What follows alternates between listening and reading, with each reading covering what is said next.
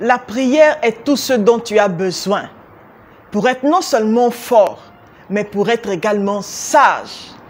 Et pendant quelques minutes aujourd'hui, je prendrai le temps de te donner la deuxième partie pour laquelle tu dois être un chrétien fort. On décolle.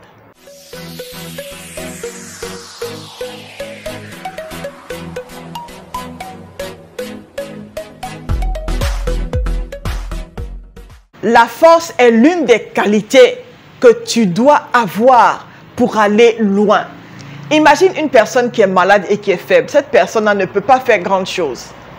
Pourtant, quand tu es fort, tu peux marcher pendant longtemps, tu peux courir pendant longtemps et tu peux travailler pendant longtemps.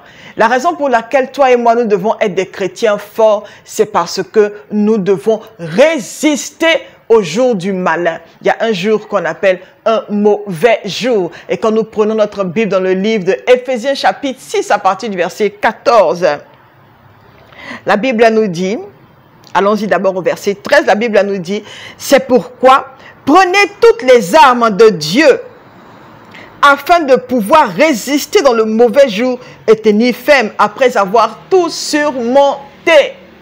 La force va te permettre de pouvoir tenir ferme dans le mauvais jour. Le mauvais jour, c'est quand tu es tenté. C'est quand tout autour de toi ne fonctionne pas comme il se doit. Et les personnes qui ne sont pas fortes se donnent au suicide. Les personnes qui ne sont pas fortes jettent l'éponge tout simplement, abandonnent la main de Dieu. Pourquoi? Parce que c'est pas parce que Dieu ne peut intervenir, mais c'est parce qu'on n'est pas fort pour attendre. C'est parce qu'on n'est pas fort dans la parole de Dieu. C'est parce qu'on n'est pas fort dans le Seigneur. On n'est pas fort dans la prière. Et quand nous ne sommes pas forts dans la prière, quand nous ne sommes pas affectés par la parole de Dieu, notre morale nous abandonne. Notre intérieur ne peut pas surmonter grand-chose. C'est pourquoi beaucoup de personnes, vous pouvez leur dire, non, hein, vous pouvez les entendre dire, non, hein, moi, elle dit ça des chrétiens, là, c'est pas pour moi, c'est pour les autres. Non, c'est pour toi aussi. Pourquoi nous devons être forts? Prier ici, intervenir ici, faire telle et telle chose. Et toi, tu ne peux faire seulement qu'une seule chose. Et après ça, il faut que tu prennes une boisson énergisante pour pouvoir être fort physiquement. Il y a un problème. Tu sais, tu peux regarder toutes les prédications sur Internet que tu veux. Mais si tu ne te disciplines pas pour prier toi-même,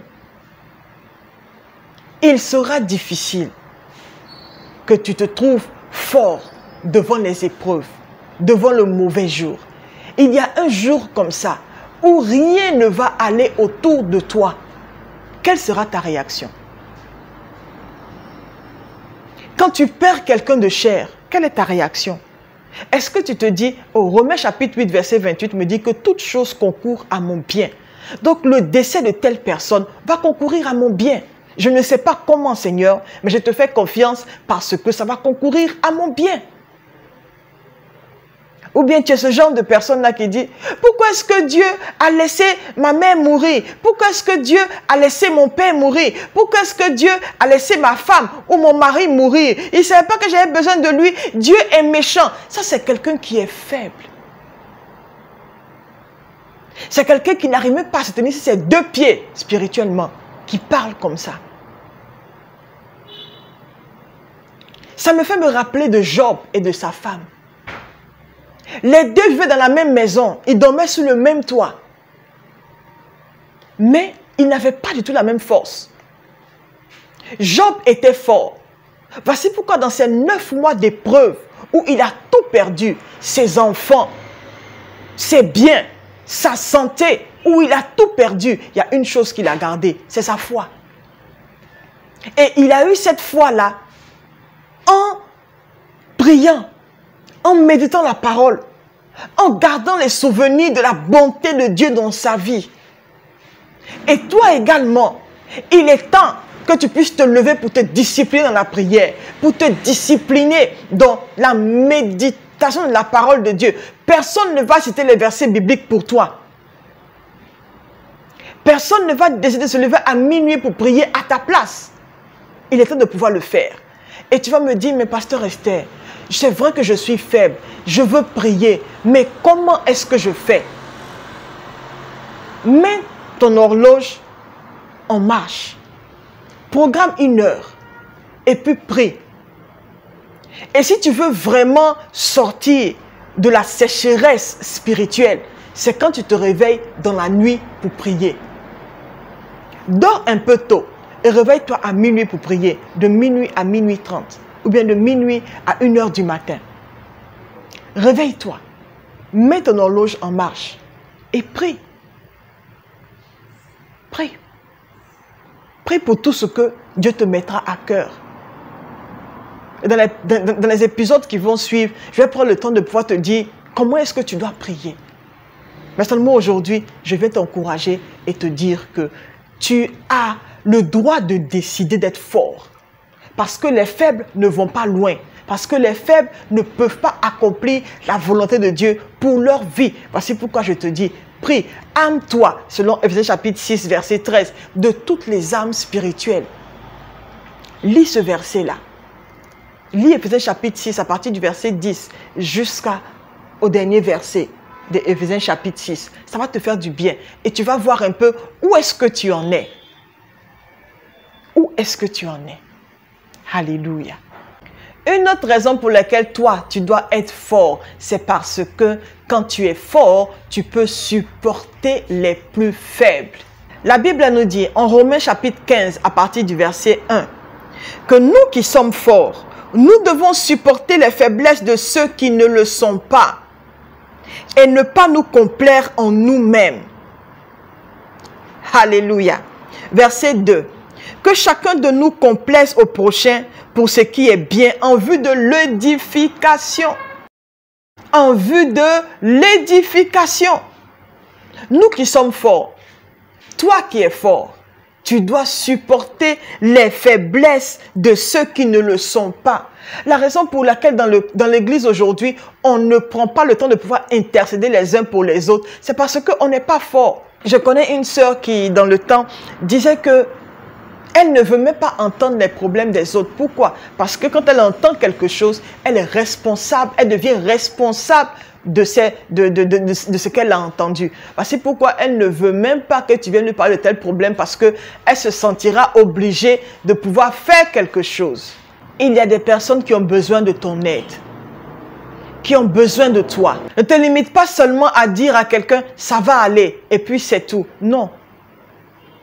Prends le temps de pouvoir être versé dans la parole pour que tu puisses donner un verset qui va réconforter la personne. Prends le temps de pouvoir intercéder pour la situation que tu entends, que tu vois, qui t'a été confiée.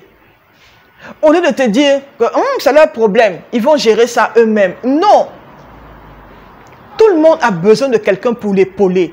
Et si tu n'es pas fort, tu ne pourras pas épauler quelqu'un. Si tu n'es pas fort, tu ne pourras pas prier pour quelqu'un. Si tu n'es pas fort, tu ne pourras pas intercéder. Tu ne pourras même pas encourager quelqu'un avec une parole biblique. Voici pourquoi il est intéressant pour toi de choisir de te fortifier. Et ne te fortifie pas dans les nouvelles d'aujourd'hui. Ne te fortifie pas dans les choses qui ne vont pas t'emmener à être la personne que Dieu veut que tu sois.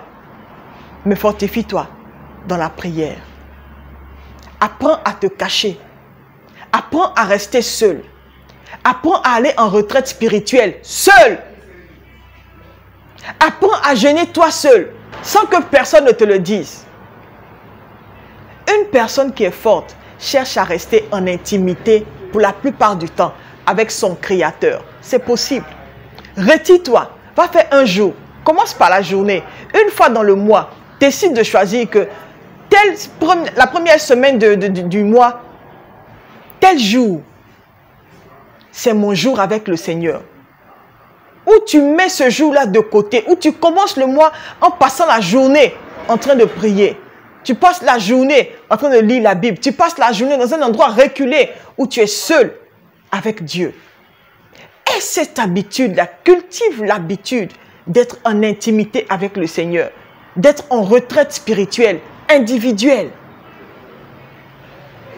En le faisant, Tu ne peux certainement pas voir les résultats de façon immédiate, mais ça va te conduire à long port. Ça va te fortifier. Tu ne sauras même pas d'où un certain langage va sortir devant les difficultés. Mais tu vas voir que tu vas commencer à surmonter beaucoup de choses. Parce que tu aurais semé dans le secret, dans la prière et dans la méditation de la parole de Dieu. Ce sont des investissements qui payent et qui payent à long terme.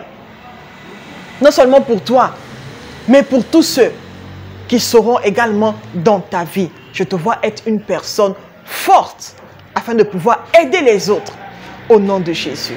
Le dernier point pour aujourd'hui, pourquoi est-ce que tu dois être un chrétien fort? C'est parce qu'il est sage d'être un chrétien fort.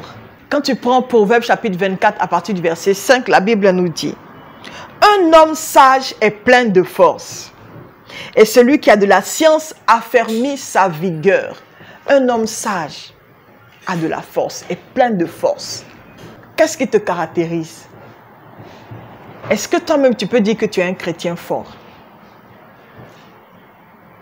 Sinon, ne sois pas découragé. Il n'est pas tard. Tu peux commencer aujourd'hui à choisir d'être une personne forte, d'être un chrétien fort, surtout dans les choses spirituelles. Ne sois pas fort dans les racontages, dans les calomnies, d'en faire circuler les rumeurs, de parler mal des serviteurs de Dieu. Non. Ne sois pas fort dans les buzz qui sont sur les réseaux sociaux, mais sois fort dans le Seigneur. Sois fort dans l'être intérieur. Sois fort dans la méditation de la parole de Dieu. Tu sais, il y a beaucoup de choses qui vont passer. Toutes les rumeurs que tu entends, toutes les nouvelles, tous les buzz. Est-ce que tu ne vois pas que ça change? Est-ce que tu ne vois pas que ça change de semaine en semaine, de mois en mois? Mais il y a une chose qui va demeurer, c'est que tu sois fort dans le Seigneur. Et je prie que tu demeures fort dans le Seigneur. Je prie que tu reçoives la force afin de pouvoir être une personne sage dans tout ce que tu prends comme décision. Jésus-Christ est à la porte de ton cœur. Il frappe, il veut rentrer. Quand tu lui laisses la grâce de pouvoir rentrer, il vient avec la force, il vient avec la discipline, il vient avec la paix, il vient avec l'organisation, il vient avec l'administration, il vient avec la quiétude. Laisse Jésus rentrer dans ton cœur. Laisse-le rentrer dans cet aspect de ta vie où tu as toujours tenu fermé. Dans ces endroits où tu as été blessé, où tu as été meurtri. Laisse Jésus-Christ rentrer. Il va te changer. Il va t'aider. Il va combattre pour toi. Il va te communiquer la force qu'il a eue afin de pouvoir mourir à la croix pour toi, même quand tu ne le connaissais pas encore. Jésus-Christ est là pour toi. Ouvre-lui ton cœur et toute ta vie sera transformée. Merci pour ton temps. Que Dieu te bénisse. Je veux t'encourager à souscrire à ton impact, à partager, à laisser un commentaire et un like et à laisser beaucoup de personnes être bénies par ton canal. Que Dieu te garde, passe une très bonne journée et que sa paix demeure sur toi. Au revoir.